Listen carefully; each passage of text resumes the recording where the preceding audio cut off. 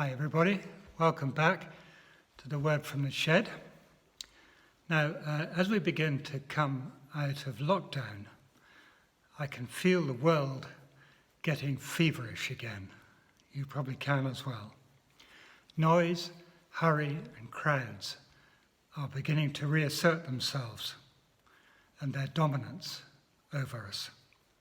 And the sounds of nature are gently retreating into the background once more, shyly and discreetly as we hustle and bustle around it.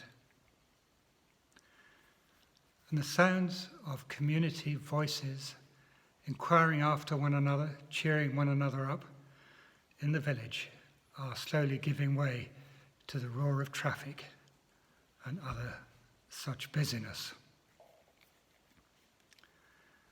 And it all adds to a building up again of the stress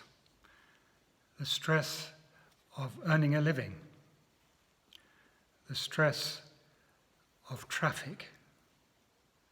Our glimpse of Eden seems to be fading away. I wonder if we're thinking about how we might have changed personally during this time. Have we slowed down and found a new joy in the little things of life?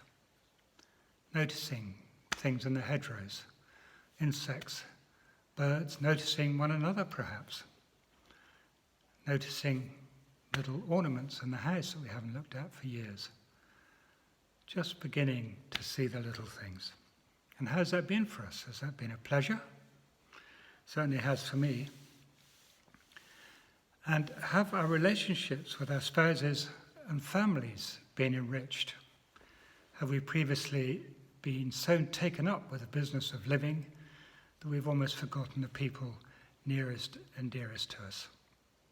Has our time in lockdown enriched our love for one another? And maybe some of us ask, do I still need regular retail therapy? Or have I learnt to live with a little less of it? Does it really matter if my hair's too long? Is my local community a bit more valuable to me than it was? Are there wrongs in my life that need to be put right? Things that come to mind when the pace of life slows down. In times of restraint, we begin to rediscover what really counts. Simplicity, space, those people who are geographically closest to us.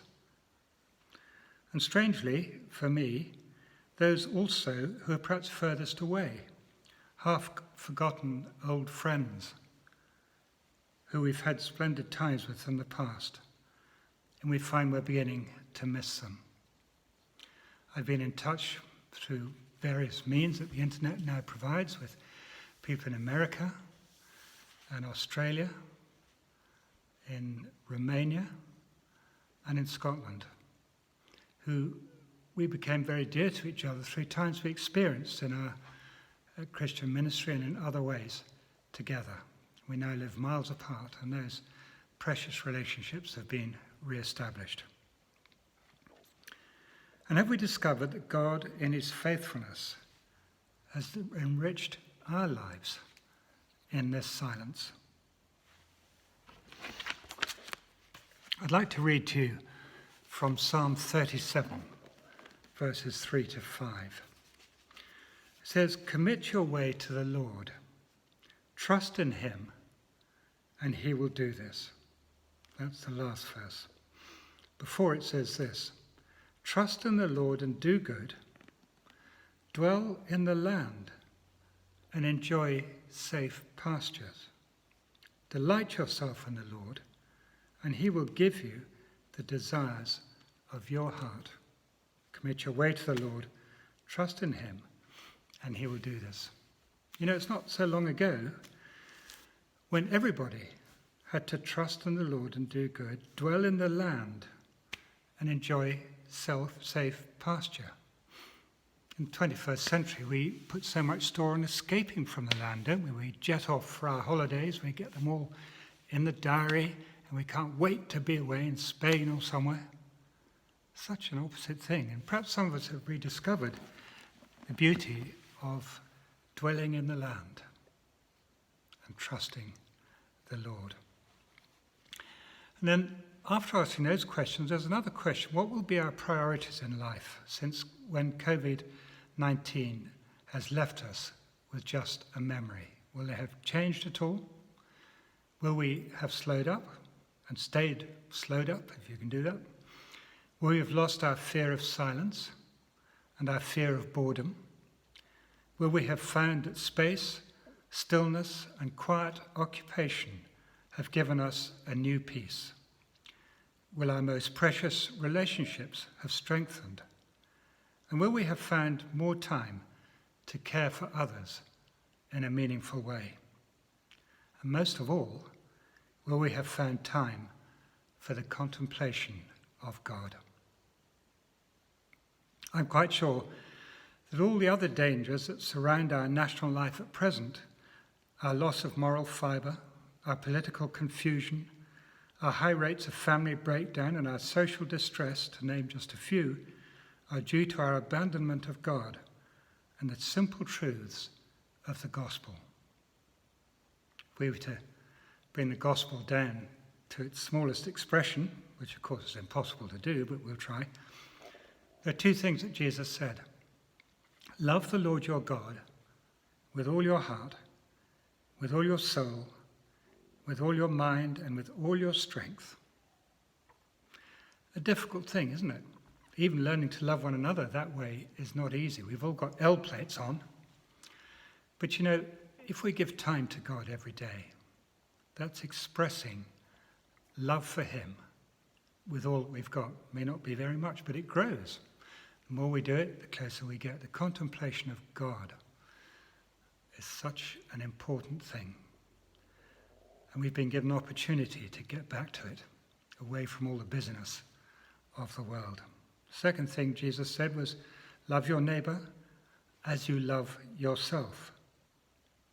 He calls those two commandments the most important ones. They're a distillation of the 10 commandments, actually, if you look at it carefully. Love your neighbour as yourself. Do you know, I don't think we can truly love one another without loving ourselves.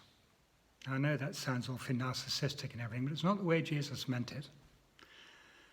The truth is, if God loves us, then who are we to hate ourselves? We have lots of reason to hate ourselves, the pains of life, the horrors of life, things that have been done to us, the failures that we've experienced. They do build up, and so often we blame ourselves. But you know, the wonderful thing is that God doesn't blame us for those things. When we turn to him, he forgives us all of those things.